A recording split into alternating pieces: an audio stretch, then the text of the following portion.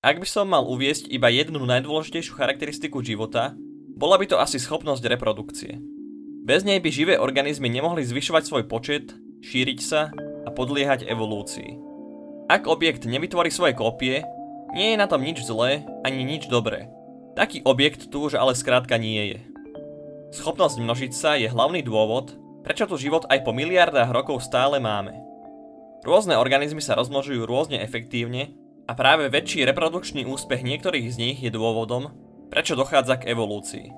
Organizmus sa v kompetícii s ostatnými prispôsobuje svojmu okoliu a vzniká tak mnoho adaptácií, ktoré mu pomáhajú účinnejšie získavať zdroje, bojovať s patogénmi, brániť sa pred nepriateľmi alebo vzdorovať nepriaznivým abiotickým faktorom. V základe ale ide stále o rozmnožovanie. Len jedinec, čo ušiel predátorovi, sa úspešne rozmnoží. Len jedinec, ktorý bol schopný získať potrebné množstvo zdrojov, sa úspešne rozmnoží. Popri tom všetkom ale musí organizmus v prvom rade disponovať čo najefektívnejšou reprodukčnou stratégiou.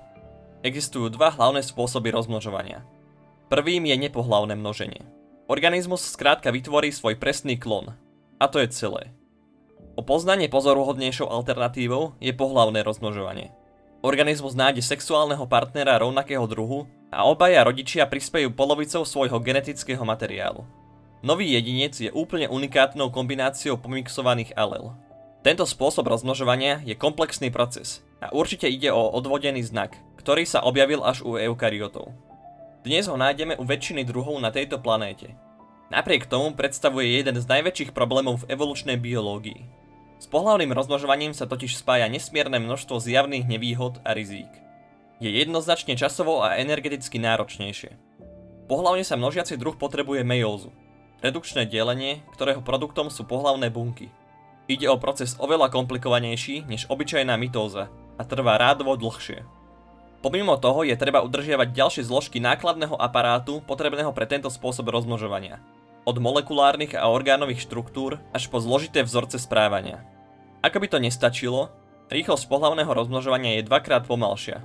Ak môže samica za život porodiť 4 mláďatá, populácia s 2 jedincami, samcom a samicou, zanechá v prvom kole 4 jedince a v druhom potom 8 jedincov.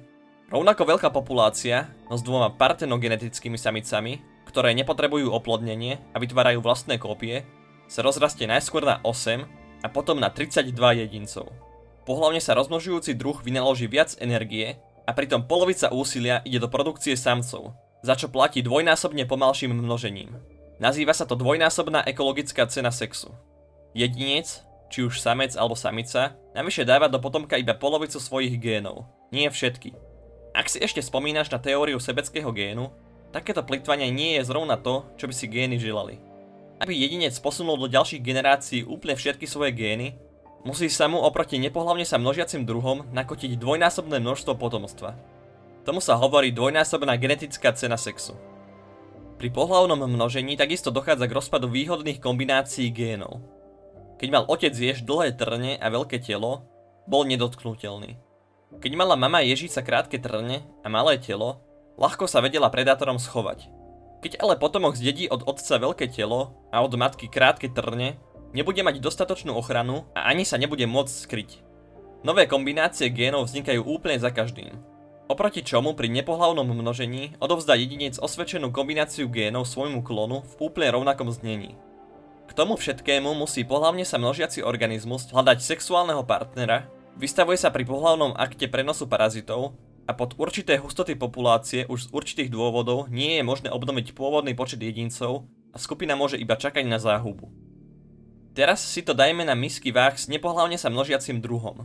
Ten jednoducho vytvorí svoj presný klon, potomkov produkuje rýchlejšie a sú mu geneticky podobnejší. V kompetícii s pohlavne sa rozmnožujúcim súperom by mal teda ľavou zadnou vyhrať.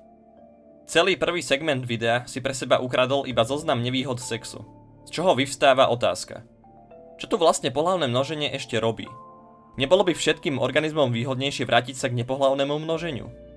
Zrejme nebolo, keďže pohlavným rozmnožovaním disponujú všetky veľké skupiny organizmov, ktoré si spokojne nažívajú už 100 milióny rokov.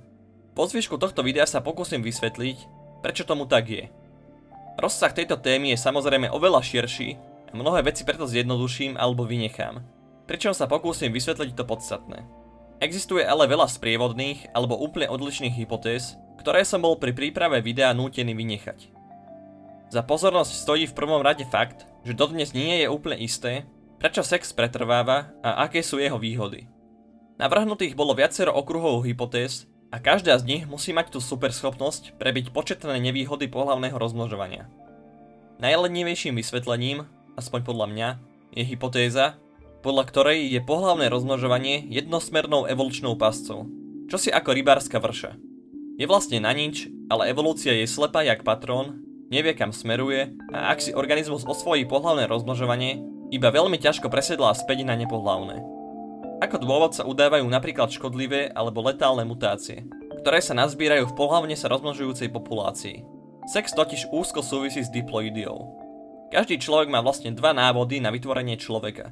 Jeden od otca a jeden od matky. To sú tie páry chromozómov. Má gény pre dve rôzne farby očí, pre dva rôzne tvary nosa a podobne. Ak je gén od jedného rodiča nefunkčný, nevadí to, lebo je nepravdepodobné, že ten istý gén nebude funkčný aj u druhého rodiča. Rozličné genómy to tak nejak vykryjú a vznikne životaschopný jedinec. Keď ale jedinec prepne z pohlavného na nepohlavné množenie, šanca na prejavenie škodlivých mutácií u jeho vlastných potomkov nebezpečne stúpne. Než produkovať neživotaschopné potomstvo mu bude výhodnejšie pokračovať v pohlavnom množení. U tak odvodených pohlavne sa rozmnožujúcich organizmov, ako sú vtáky alebo cicavce, už by prechod späť k nepohlavnému množeniu vyžadoval také zmeny v anatómii a fyziológii, že je to vlastne nemysliteľné. Tieto vysvetlenia majú niečo do seba, ale uspokojivými by som ich nenazval. Ak by bolo pohlavné množenie skutočne tak problémové, ako to vyplývalo z množstva zjavných nevýhod, ktoré som menoval na začiatku, tak by si život našiel cestu, ako povedal Ian Malcolm. Slovné spojenie evolučná pasca síce má ten správny zvuk, ale asi stojí za otázku, či by sa z tejto pasce skutočne nezvládol dostať ani jeden z niekoľkých miliónov druhov eukariotov a nezačal by postupne prevládať. O to viac, ak by tí pohlavne sa množiaci boli v takej nevýhode. Zdá sa, že zatiaľ čo jednosmerná evolučná pasca môže mať skromný podiel na udržiavaní pohlavného rozmnožovania, hlavný dôvod jeho vzniku to asi nebude a organizmy by z neho mali mať aj určitý osoch. Ďalšia hypotéza si to uvedomuje a ide na to z tejto druhej strany. Podľa nej pohlavné rozmnožovanie urýchľuje evolúciu organizmov. To znie hádam ešte lepšie ako evolučná pasca. Bolo navrhnutých hneď niekoľko spôsobov, ako môže sex zvýšiť evolučný potenciál druhu. Zatiaľ čo nepohlavne sa množiaci druh musí pri zmene podmienok čakať na vhodné mutácie, druh so sexom, hoci nemutuje rýchlejšie, vykazuje oveľa väčšiu mikroevolučnú plasticitu. Kombinovanie už existujúcich alel, ako som ukázal s ježmi rôznej veľkosti a dĺžky ihlíc, môže rovnako vytvárať ako nevhodné, tak aj vhodné adaptácie. Hoci organizmus nemutoval a na úrovni jednotlivých génov sa vlastne nevytvorilo nič nové, vznikli nové kombinácie alel a vďaka tejto dodatočnej premenlivosti dokáže pohlavne sa množiaci druh vytesniť svojho nepohlavne sa množiaceho konkurenta. Výhodné kombinácie sa síce neskôr rozpadnú, no ako narýchlo vznikajúca variabilita dávajú tomuto druhu evolučný náskok. Pohlavné rozmnožovanie je navyše jediný známy mechanizmus, akým sa udržiava diploidný stav genómu. Každý pohlavne sa množiaci organizmus má dve kópie každého génu, jednu od otca a druhú od matky. Je teda tzv. Diploidný. Keby však z ničoho nič prepol na nepohlavný mód, jeho potomkovia by už dokola dostávali dve rovnaké kópie genómu. Ak by teda v jednej z dvoch kópií génov nastala mutácia a gén sa znefunkčnil, ničomu by to nevadilo, lebo by tu stále existovala tá funkčná kópia a prírodný výber by tohto mutanta neeliminoval. Tak sa ale postupom času znefunkčnia všetky zbytočné kópie a organizmus skôr či neskôr stratí diploidiu, respektíve sa stane z funkčného hľadiska haploidný. Naproti tomu neustále premiešavanie génov pri sexe vyžaduje, aby ostal každý gén funkčný a organizmus je tak donútený zachovať si diploidný stav. Diploidia je veľmi podstatná, lebo vďaka nej sa udržiava variabilita v populácii a navyše urýchľuje evolúciu genómu. Oveľa jednoduchšie vďaka nej vznikajú nové gény. Zhola nový gén samozrejme nevzniká z ničoho, vždy ide o modifikáciu už existujúceho génu. Aby sa ale zachovala aj pôvodná funkcia génu, musí vzniknúť jeho duplika. Vytvoria sa dve kópie génu a zatiaľ čo jedna vykonáva svoju starú úlohu, nová môže voľne mutovať a zaujať novú funkciu. Nepohlavne sa množiaci organizmus musí čakať na túto, nie práve bežnú udalosť génovej duplikácie. Pohlavne sa množiaci druh si ale udržiava diploidiu a od počiatku tak má všetkých génov po 2 kópie. Jedna teda môže voľne mutovať. Za nejakú dobu sa ale v populácii táto nová alela rozšíri a začnú sa objavovať neživotaschopní homozygoti bez alely s pôvodnou funkciou. Vznikne teda selekcia proti takýmto homozygotom a spolu s ňou selekčný tlak na duplikáciu tejto alely. Skôr či neskôr dôjde k nelegitímnej rekombinácii a nová alela sa ocitne na novom lokuse. Dôležité je, že zatiaľ čo u nepohlavne sa množiaceho organizmu samotná génová duplikácia nie je spočiatku nejako výhodná a prírodný výber nemá dôvod všímať si ju, v scenári vzniku nového génu u pohlavného druhu bol každý medzistupeň vo výhode oproti tomu predošlému. A je teda logické predpokladať, že evolúcia nových génov je u diploidných organizmov rýchlejšia. Vďaka diploidii existuje aj samotný mendelovský fenomén dominancie a recesivity alel, ktorý si môžeš pamätať z gymnaziálneho učiva genetiky. Pohlavné rozmnožovanie takisto umožňuje súčasnú selekciu v prospech 2 výhodných mutácií. Dôvod tejto skutočnosti vystihuje tento obrázok, ale pokúsim sa to vysvetliť trocha názornejšie. Ak sa organizmus rozmnožuje nepohlavne, musí mutant prevládnuť v celej populácii, aby mohla pokračovať jeho evolúcia. Ak teda vzniknú 2 mutanti s 2 rôznymi, ale v oboch prípadoch výhodnými mutáciami, nemôžu vyhrať obidvaja a jedna mutácia, hoci tiež veľmi výhodná, sa zákonite stratí. U pohlavného druhu sa ale gény rôznych jedincov premiešavajú a ako rastie počet oboch výhodných mutácií, skôr či neskôr vďaka rekombinácii skončia spolu v jednom genóme. Takto sa obe mutácie bez okolkov spoločne rozšíria po celej populácii. Keď to všetko vezmeme do úvahy, evolúcia druhu so sexom jednoducho musí byť rýchlejšia. Toto vysvetlenie už je pomerne uspokojivé, ale vzťahuje sa na celý druh. Ak by pre jedinca v rámci druhu bol sex nevýhodný, stačilo by, ak by sa v populácii objavila partenogeneticky sa rozmnožujúca samica a s prehľadom by po pár generáciách prevládli jej klony. To ale nikde nepozorujeme a zdá sa preto, že pohlavné rozmnožovanie je výhodné nie len pre celý druh, ale aj z hľadiska jedinca. Taktiež bolo navrhnutých viacero možných vysvetlení. Sex napríklad môže byť mechanizmom na reparáciu mutácií. Poznáme veľa jednobunkovcov, ktoré sa väčšinou množia nepohlavne, no počas toho sa kopia nepriaznivé mutácie a klon postupne degraduje. Ide o proces, ktorému sa pri nepohlavnom rozmnožovaní nedá vyhnúť. Jeden jediný cyklus pohlavného rozmnožovania však dokáže opraviť tieto mutácie a populáciu tak geneticky omladiť. Ak týmto mikroorganizmom umelo zabránime v občasných cykloch pohlavného rozmnožovania, môžu v dôsledku degenerácie úplne vyhynúť. Sex ako opravár je teda tiež sľubné vysvetlenie, no samotným mechanizmom reparácie stále príliš nerozumieme. Iné vysvetlenia sa opäť vracajú k rôznorodosti, ktorú pohlavné množenie generuje. Podľa jednej hypotézy napríklad variabilita potomstva znižuje vzájomnú konkurenciu, keďže majú mierne rozdielne ekologické nároky, povedzme na potravu. Prostredie je heterogénne a rôznym jedincom rovnakého druhu bude mierne lepšie vyhovovať iné ekologické stanovisko.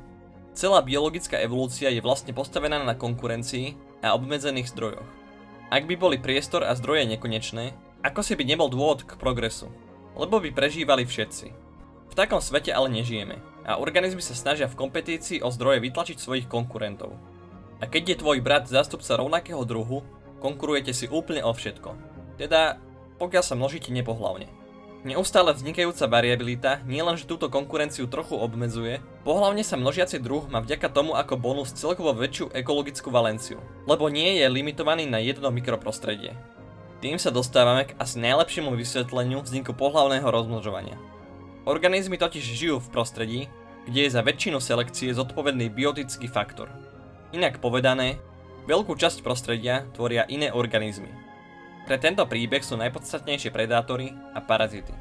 Ak im chcem odolávať, nestačí, že sa zmením raz, pretože živé sú aj oni a menia sa tiež.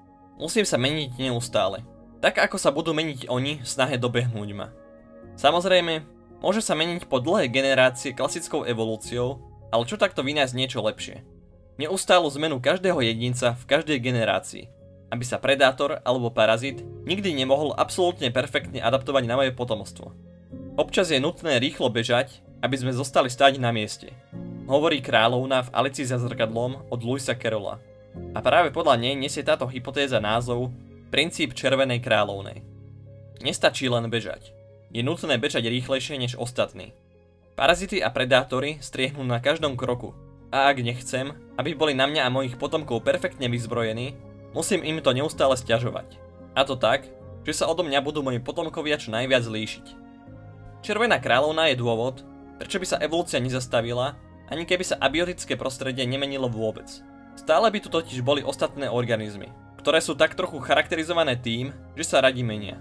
Ak sa aj pod tlakom predátorov alebo parazitov organizmy zmenia, nebudú na tom o nič lepšie než predtým, no keby sa nemenili, boli by na tom oveľa horšie. Príliš abstraktné. Predstav si malú, nežnú kvetinku, ktorú sem tam niekto zožerie. Jej sa samozrejme vyplatí produkovať nejaké nejedlé látky a vytvoriť prhlivé trichómy, aby ju nenásytné herbivory nespásali tak často. Samozrejme, bylinožravec najskôr bude jesť tie ľahko dostupné, takže naša kvetinka bude mať úspech. No len dovtedy, kým neprejde pár generácií a nebude takto adaptovaná celá populácia. Herbivorovi nezostáva nič iné, než nejako reagovať. Napríklad tušou kožou a dlhým jazykom, aby si s rastlinou ľahšie poradil. Tak ani ona nemá na výber a musí si vytvoriť navyše aj trne a silný jed. Bylinožravec nemá inú možnosť, než adaptovať sa silnejšími zubami a vynájdením protijedu. Takže nakoniec máme trnitú jedovatú obludu, ktorú sem tam niekto zožerie. Nikam sme sa neposunuli, ale keby to tá kvetinka neurobila, bola by na tom horšie, pretože by to miesto nej určite urobila niektorá z ostatných. Uvedený scenár bol úplne hypotetický, ale tento princíp sa bežne uplatňuje v skutočnom svete. Zamyslel si sa niekedy nad tým, na čo sú stromy v lese vysoké? Tam hore nemajú viac svetla, než by zachytávali, keby bol celý les nízky. To je pravda, ale len do chvíle, keď prvý stromček vyrastie nad ostatné, zatieni ich a bude vo výhode. Ostatným neostáva nič iné, iba ho dobehnúť, alebo najlepšie predbehnúť. Nič tým nezískajú, no boli by na tom horšie, keby neurobili nič. A vo výsledku je celý les vysoký. Červená kráľovna skrátka vládne, kde sa len pozrieme. Aj v prípade našich najväčších nepriateľov. Predátorov a hlavne parazitov. Telo hostiteľa je pre parazita životným prostredím. Z toho dôvodu bude akákoľvek fyziologická zmena v tele chudáka hostiteľa predstavovať silný selekčný tlak pre parazita a ten sa preto dokáže prispôsobiť veľmi rýchlo. Výraznú pomoc by preto mala poskytnúť čo najväčšia zmena v každej generácii. Neustále kombinovanie génov a z toho vznikajúca nepretržitá variabilita zaistia, že parazit v žiadnom potomkovi nikdy nenájde ideálnu hostinu na striebornom podnose. A túto fintu poskytuje pohlavné rozmnožovanie. Hypotéza červenej kráľovnej má tú nádhernú vlastnosť, že sa dá experimentálne veľmi dobre otestovať. Z jedného belgického rybníka boli vybagrované 40-ročné sedimenty s dormantnými štádiami dafnií a ich parazitom, baktériami. Trik bol v tom, že rôzne hlboké sedimenty pochádzali z rôzne starých období. V laboratóriu tak mohli poslať rôzne staré baktérie na rôzne staré dafnie. Keby sa držíme rozšírenej predstavy, že evolúcia ide k lepšiemu a nahrádza nižšie, menej vyvinuté formy života lepšími, asi by sme čakali, že parazit z budúcnosti už porazil všetky predošlé adaptácie dafnií. Parazit zo spodných vrstiev by mal tým pádom ľahko poraziť iba jeho súčasníkov. Pre parazita zo stredných vrstiev by nemali byť problém ani dafnie zo spodných vrstiev a baktérie z najvyšších vrstiev by si mali hravo poradiť so všetkými formami z minulosti a súčasnosti. Čo sa v skutočnosti stalo? Parazit je vždy najlepšie adaptovaný na dafnie z rovnakej časovej vrstvy. Nie z budúcnosti a, čo je podstatné, dokonca ani z minulosti. Tie staré dafnie odolávajú rovnako dobre ako dafnie z budúcnosti, ktoré mali na tvorbu adaptácií proti baktériám oveľa viac času. Dokonca aj parazity z najvyšších vrstiev sú slabo vyzbrojené na dafnie z minulosti. Ako je to možné? Je za to zodpovedná červená kráľovna. V boji sa nikam neposunuli. Dafnie sa iba dokola menili, aby to baktériám neuľahčili. Z toho vyplývajú dve veci. Za prvé, parazity sú skutočne odveky nepriatelia, proti ktorým treba neustále viesť vážny boj. A za druhé, dafnie sa skutočne vyvíjali v súlade s princípom červenej kráľovnej. To je síce nádherné, ale mohla to zaobstarať prostá koevolúcia.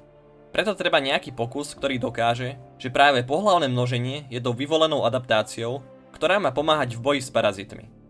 Obľúbený laboratórny organizmus, háďatko Caenorhabditis elegans, má tu úžasnú vlastnosť, že sa dokáže rozmnožovať lacnejším hermafroditickým a aj oveľa nákladnejším pohlavným spôsobom.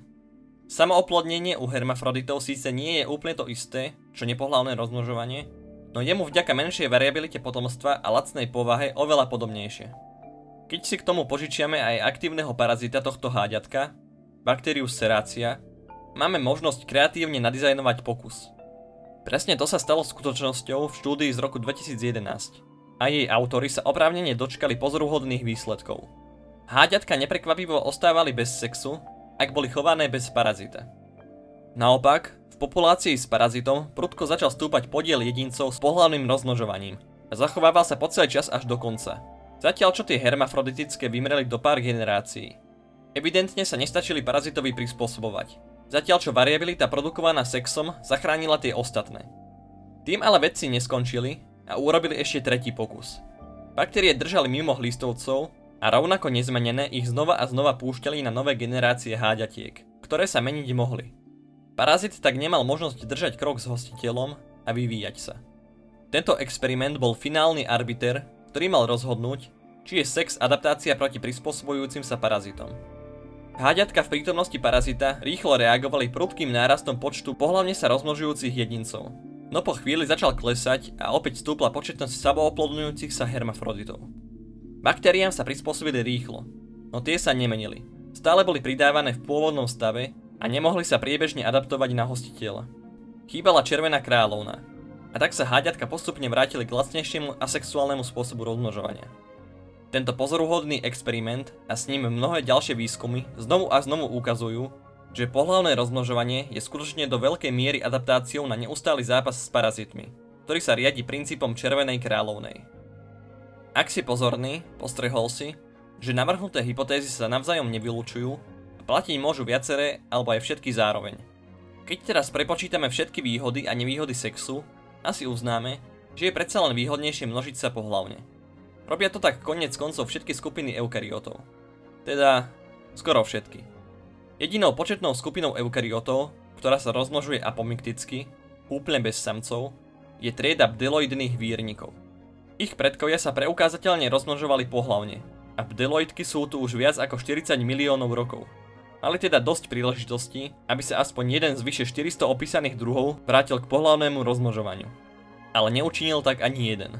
A aj napriek tomu sú bdeloidky stále tu. V tomto prípade sa zrejme jedná o výnimku potvrdzujúcu pravidlo. Ich genóm sa z diploidného stal funkčne haploidný. Presne ako by sa dalo čakať. Ďalej by sme predpovedali postupné hromadenie škodlivých mutácií, ktoré opravuje práve sex. To sa ale nedieje a tieto zvieratka sú veľmi odolné aj voči ionizujúcemu žiareniu. Poukazuje to na existenciu veľmi účinného systému na opravu mutácií, ktoré sa v asexuálnom systéme časom proste naakumulujú. Jednu podstatnú úlohu pohlavného rozmnožovania teda vyriešili inak, ale ako si poradili s nekonečným súbojom s parazitmi? Aj na ten sú podľa všetkého vyzbrojené iným mechanizmom než pohlavným rozmnožovaním. Dokážu úplne vyschnúť a na oko zomrieť a potom náhle ožiť. Jav, s ktorým má preukázateľne problém mnoho ich parazitov. Bdeloidky celkom chytro obišli problém s červenou kráľovnou. Keď to teda zhrniem, pohlavné množenie urýchľuje evolúciu, opravuje mutácie, dáva druhom viac ekologických možností a, čo je najpodstatnejšie, pomáha v boji s patogénmi. Hoci som sa v tomto videu prevažne zaoberal pohlavným rozmnožovaním, to dôležité, čo by si mal zapamätať, je, že život je zmena. Doslova. Živé organizmy sú oveľa dôležitejšie selekčné činitele než klíma alebo geografický reliéf. Aj keby abiotické podmienky ostali statické, kým sú okolo organizmov iné organizmy, život sa bude meniť stále. Je to nekonečný beh, ktorý nemá cieľ. Nikdy nikto nevyhrá, ale prehrať môže. Hovorí sa, nie je dôležité vyhrať, ale zúčastniť sa. Tu by som to mierne pozmenil. V evolúcii nie je z dlhodobého hľadiska dôležité vyhrať, ale neprehrať.